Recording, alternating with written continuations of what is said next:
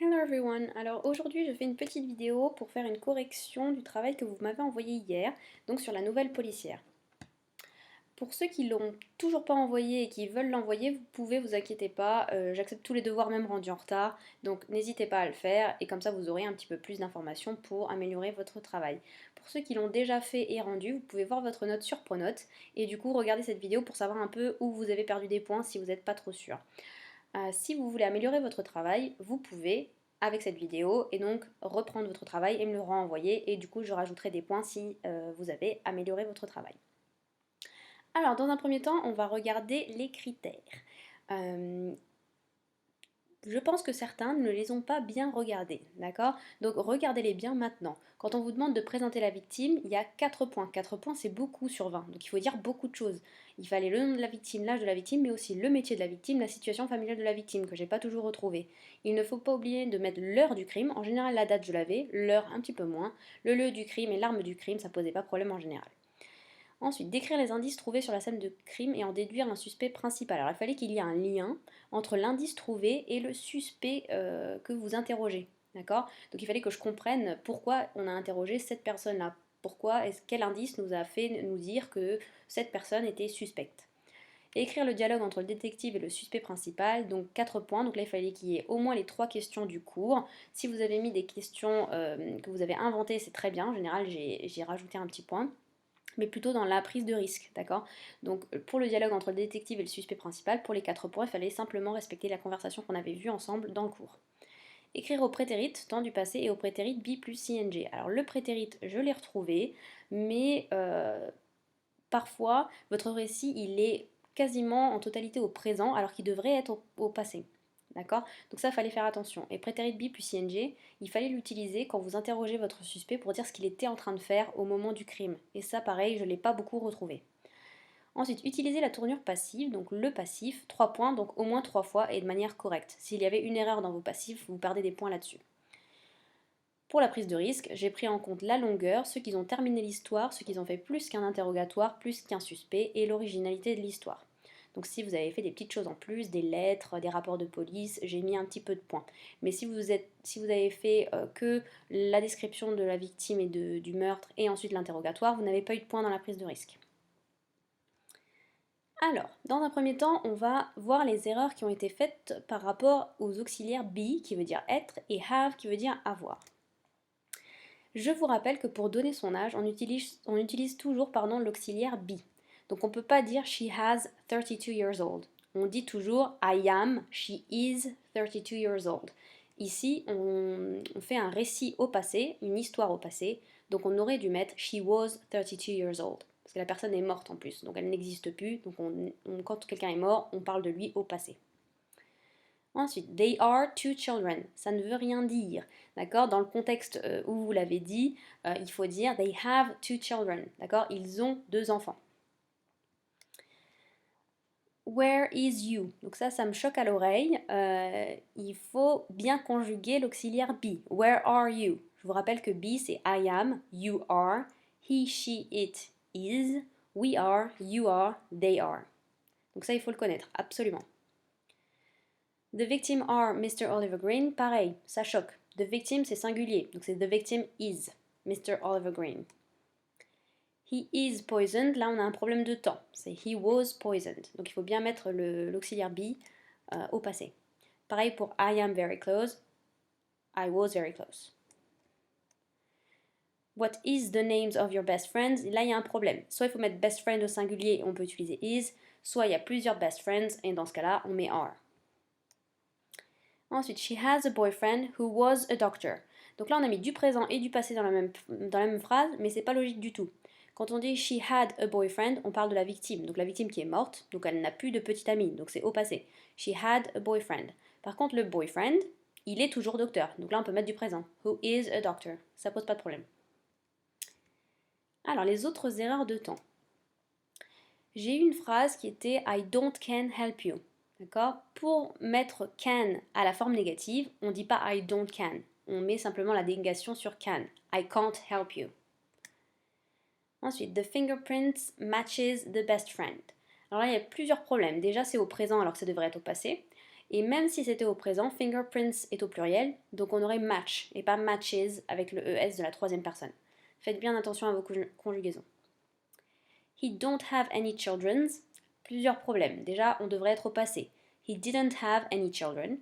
Et children ne prend jamais de S. Children est un pluriel irrégulier.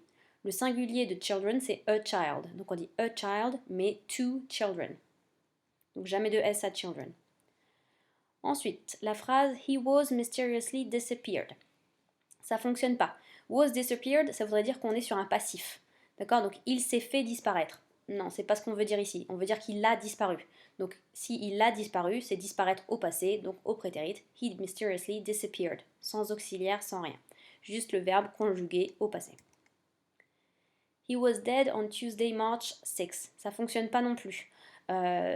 Pour dire il est mort, on conjugue le verbe die au passé. He died on Tuesday, March the 6th. Si on dit he was dead, on veut dire il était mort.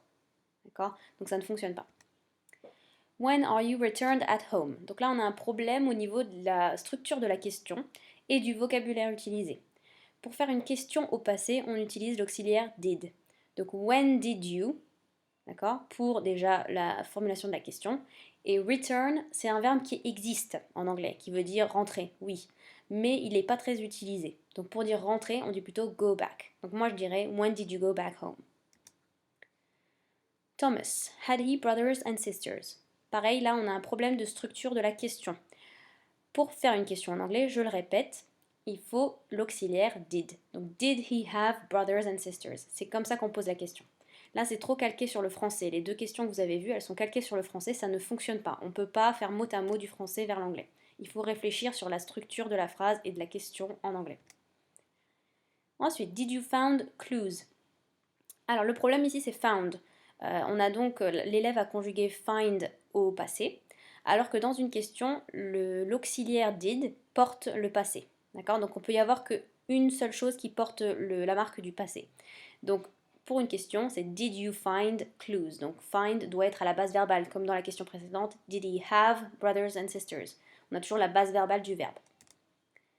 At the moment of the crime, I repeated. Alors là, deux problèmes. Le premier problème, c'est le temps utilisé. Donc pour dire ce qu'on était en train de faire au moment du crime, on utilise le prétérit be plus ing. I was rehearsing. D'accord? J'ai utilisé rehearsing et pas repeating parce que répéter, ça se dit pas repeat. D'accord? Répéter pour dire j'ai répété pour la danse ou j'ai répété un spectacle, c'est rehearse. I was rehearsing, c'est un problème de vocabulaire. I watched TV. Pareil, là on était en train de décrire ce qu'on était en train de faire au moment du crime. Donc l'élève aurait dû mettre I was watching TV pour dire qu'il était en train de regarder la télé.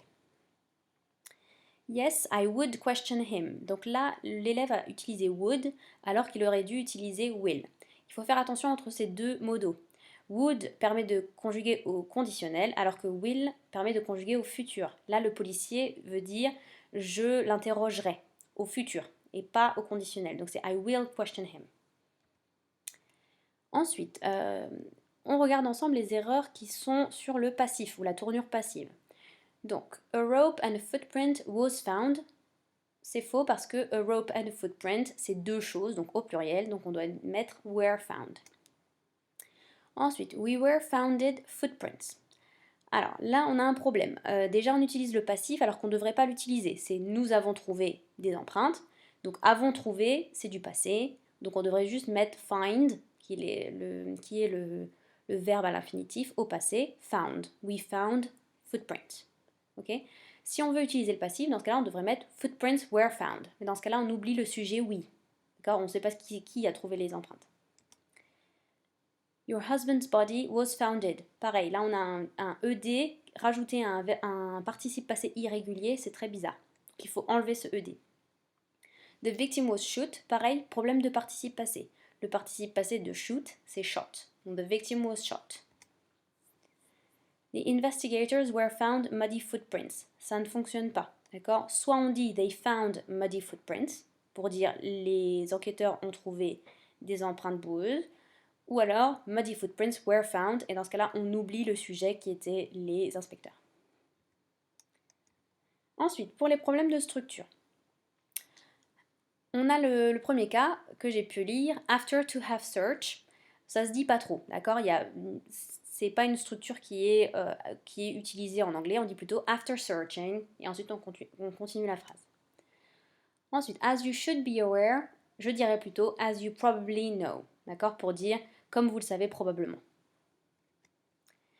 It's me who ask the questions. Donc là, l'élève a voulu dire c'est moi qui pose les questions, pas vous, parce que peut-être que le suspect il posait des questions au détective.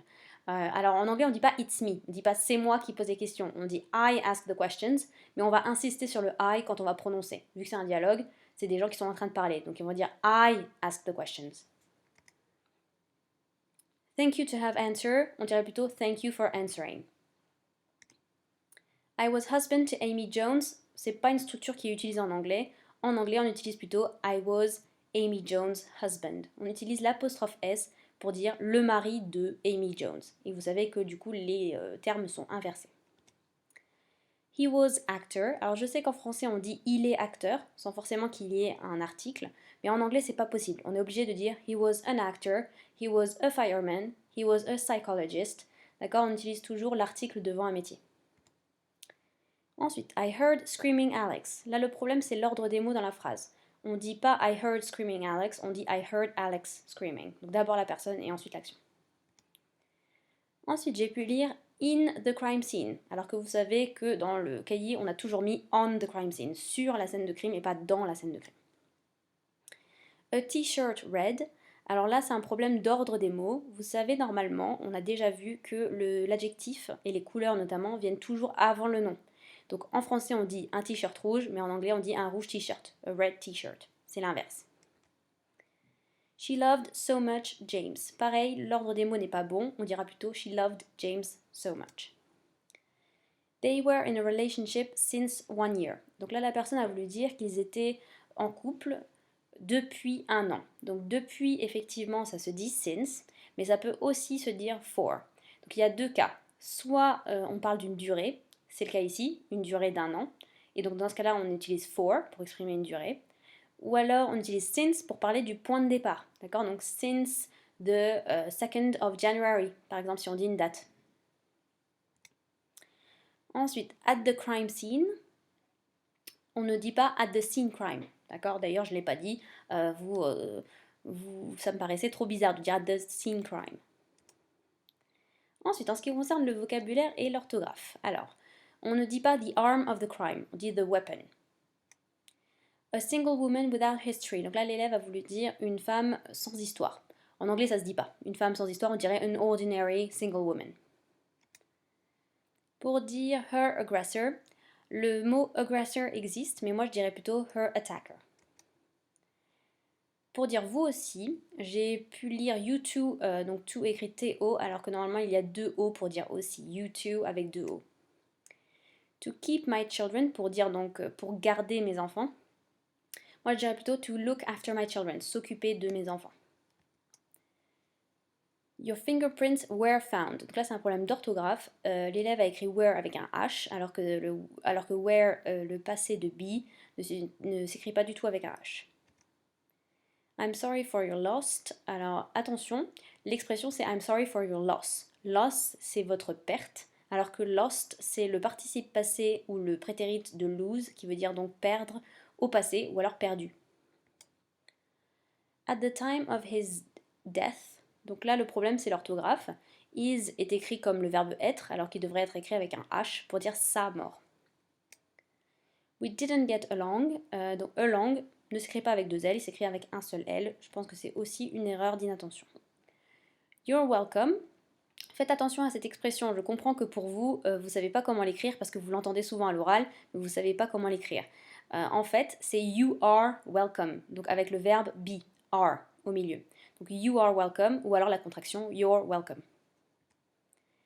Ensuite, pour parler du métier de English teacher ou de la langue English. English s'écrit toujours avec une majuscule. Il ne faut pas oublier la majuscule, elle est toujours là, même quand c'est pas en début de phrase.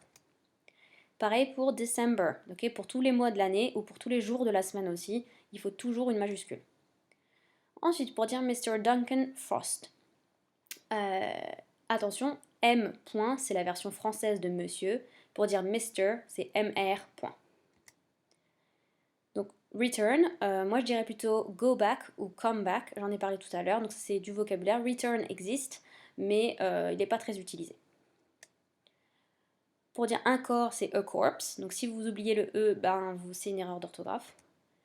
The weekend, en français, s'écrit avec un tiret, alors qu'en anglais, il n'y a pas de tiret. C'est une faute d'orthographe que d'écrire weekend avec un tiret en anglais.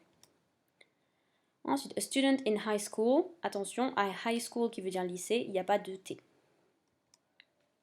Et voilà, j'ai terminé, j'espère que cette vidéo vous aura aidé, et je vous dis à très bientôt. Goodbye!